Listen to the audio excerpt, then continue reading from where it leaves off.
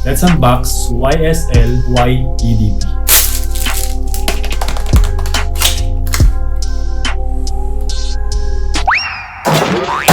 Look at the bottle, guys. Very elegant, unique, dark. Hindi siya magnetic. Atomizer check. Look at this dude. Hindi ko maamoy.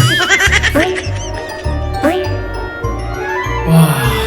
Unang spray mo pa lang, lumalabas na kagad yung pagka-green apple, aromatic, may pagka-citrus. Nando ba ang mga notes ng YSL YEDP?